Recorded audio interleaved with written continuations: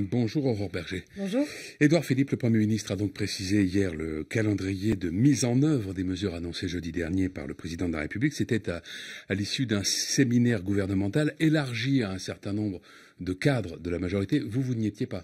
C'était les cadres en fait du groupe parlementaire, présidents des deux groupes à l'Assemblée et au Sénat et les présidents des commissions. Je pense que c'est un signal très positif de voir évidemment majorité exécutive comme ça travailler main dans la main. Alors le Premier ministre a détaillé donc ce calendrier de manière chronologique tout simplement la première bataille qu'il entend lancer, c'est celle pour l'emploi. Dès la semaine prochaine, a-t-il dit, mobilisation nationale et territoriale pour l'emploi. La mobilisation pour l'emploi, ça n'est pas la première fois qu'il en est question en France. Qu'est-ce qui va changer et pourquoi ça serait la bonne? Déjà, la première chose quand on dit qu'il faut travailler plus, c'est déjà permettre à chacun d'avoir la possibilité de travailler. Et donc, c'est lutter contre le chômage de masse. C'est ce qu'on fait notamment sur la question à la fois de la facilitation du recrutement, avec les fameuses ordonnances travail qu'on a votées dès le début, et sur l'enjeu de la formation professionnelle. Maintenant, il faut s'assurer, par exemple, sur la formation professionnelle, qu'on a largement simplifié, que tous les Français, notamment ceux qui sont les plus éloignés de l'emploi, les chômeurs de longue durée, par exemple, en bénéficient. Vous savez, c'est vérifier que la mesure qui a été votée, qui a été prise, dans le dernier kilomètre, elle est vraiment mise en application. Donc il y a cette urgence-là déjà de mieux former pour que les gens soient mieux en adéquation et aller chercher ceux qui sont les plus éloignés de l'emploi parce qu'ils ne peuvent pas forcément venir spontanément pour plein de raisons. Et donc c'est, à mon avis, cette urgence-là qu'il va falloir avoir. Alors au mois de juin, on devrait connaître les modalités de la baisse de l'impôt sur le revenu, a priori qui devrait bénéficier essentiellement aux classes moyennes, et qui sera financée par la suppression de niches fiscales pour les entreprises. Est-ce que vous avez d'ores et déjà des idées, des pistes sur les niches fiscales qui pourraient être supprimées? Ce qui revient à augmenter les impôts pour les entreprises. Alors, les impôts sur les entreprises, ils ont baissé. C'est-à-dire qu'on a baissé l'impôt sur les sociétés pour le ramener progressivement dans la moyenne européenne. Mais il faut continuer à baisser l'impôt des Français, des contribuables, et notamment l'impôt sur le revenu. Et c'est celui notamment des classes moyennes qu'il est important de baisser parce qu'elles ont été très lourdement mises à contribution ces 10 dernières années. Il est important de baisser ces tranches-là d'impôts, ces 5 milliards d'impôts qu'on va rendre en fait aux Français. Sur les niches fiscales aux entreprises, il y a en effet un certain nombre de mécanismes qu'il faut évaluer. Ça, c'est le boulot des parlementaires pour vérifier leur utilité et pour vérifier surtout qu'elles bénéficient réellement ensuite à la création d'emplois.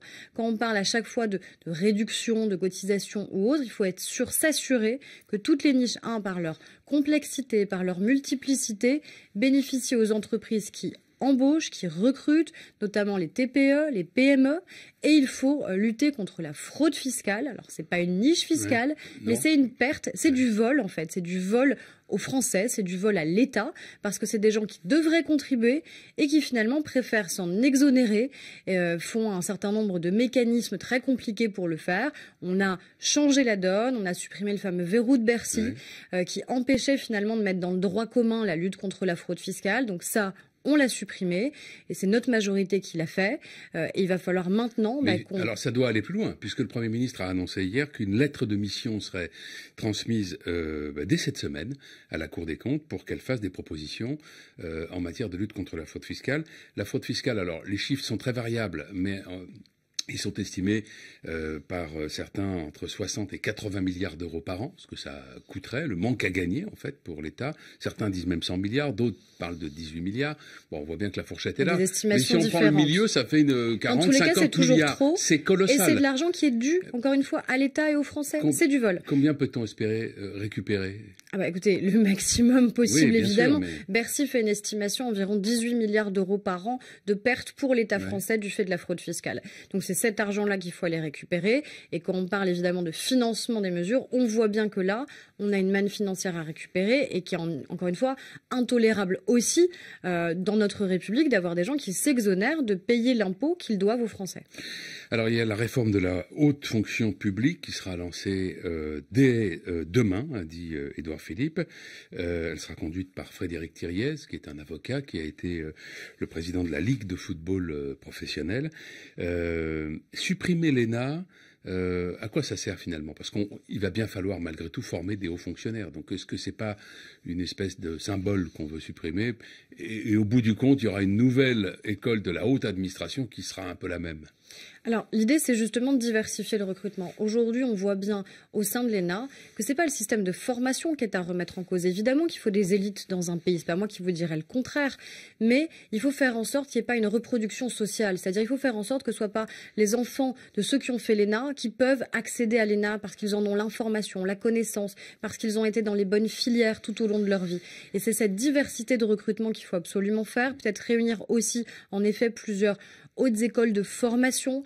Et c'est vraiment cet enjeu. L'idée, c'est pas de dire il faut faire haro ou faire un scalp des hauts fonctionnaires. C'est juste de dire il faut déjà s'assurer que les hauts fonctionnaires suivent concrètement les mesures qui sont déployées sur le terrain, soient plus sur le terrain, soient plus dans les administrations locales aussi, décentralisées. Ça, c'est quelque chose de très important.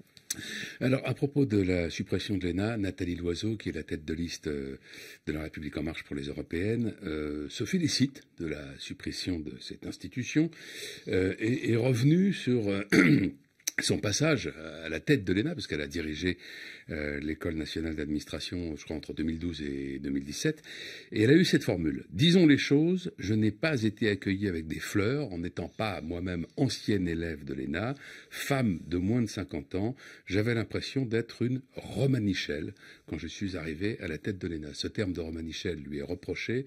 Est-ce que vous considérez que c'est un propos un peu malheureux ? Écoutez, moi j'ai l'impression surtout qu'on essaye de chercher en permanence à faire des procès à Nathalie Loiseau. Pourquoi? Pour une raison très simple, c'est que notre liste Renaissance est en tête dans les intentions de vote des Français. Et moi je vois qu'on a des autres têtes de liste dont on oublie de dire à un moment qui ils sont. Je vois Yannick Jadot qui s'invente un passé glorieux, qui dit qu'il a organisé la marche en soutien à Malik Oussekine. Je trouve ça quand même assez dégueulasse, quoi, de dire, de s'inventer un passé qu'on n'a pas connu, qu'on n'a pas eu, surtout sur un sujet aussi sensible. Nathalie Loiseau, elle oublie son passé. Non, Nathalie Loiseau, c'est quelqu'un que je connais, avec qui je travaille depuis 2 ans. C'est quelqu'un qui est crédible, qui est sérieuse et qui est sincère. Elle a oublié qu'elle avait été candidate sur une liste d'extrême droite. Elle a été candidate il y a 35 ans, étudiante. Non mais arrêtez. Est-ce que vous vous souvenez exactement il y a 35 ans tout ce que vous avez fait? Est-ce que c'est ça l'idée d'une campagne, d'essayer d'aller chercher la moindre petite chose? Moi, je vois. Mais Romanichel, le terme, il est bien choisi, vous trouvez? La question, c'est qu'est-ce qu'on veut pour l'Europe? Est-ce qu'on veut une candidate qui est sérieuse, qui est crédible, et une liste d'hommes et de femmes qui ont fait le choix de l'Europe? Ou est-ce qu'on veut un candidat, par exemple, qui s'invente un passé qu'il n'a pas eu, qui est le cas de Yannick Jadot, avec ce que je vous disais sur la marche pour Malik Oussekine qui n'a pas organisé? Est-ce qu'on veut la liste LR qui se dit extrêmement sincère et qui, soi-disant, sait faire des choix, sait arbitrer? François-Xavier Bellamy, on oublie qu'il était candidat aux législatives, qu'il n'est donc candidat aux européennes que parce qu'il n'a pas réuni les suffrages aux législatives. Et accessoirement, il fait partie de cette droite qui a refusé de choisir au second tour de la présidentielle entre l'extrême droite et un candidat républicain. Donc c'est ça, les choix qui sont devant les Français. Bon, donc Romanichel, c'est pas grave. Mais j'ai l'impression qu'en permanence, vous ne voulez pas répondre sur le mot. Mais si, je veux bien répondre. Alors... Mais à un moment, c'est pas le sujet.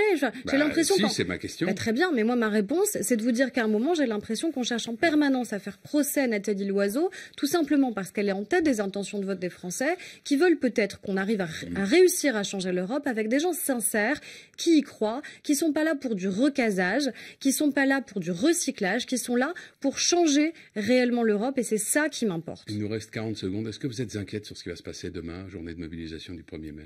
En tout cas, je suis déjà en soutien de nos forces de l'ordre qui sont soumises à très rude épreuve depuis de nombreuses semaines, et on l'a souvent dit à votre micro.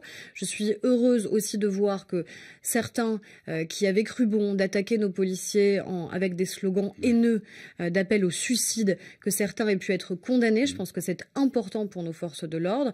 Je sais que la doctrine de maintien de l'ordre a aussi été changée, que tout est fait pour garantir la sécurité des Français demain et la sécurité aussi de ceux qui veulent sincèrement manifester. Merci Aurore Berger. Merci à vous. Bonne journée.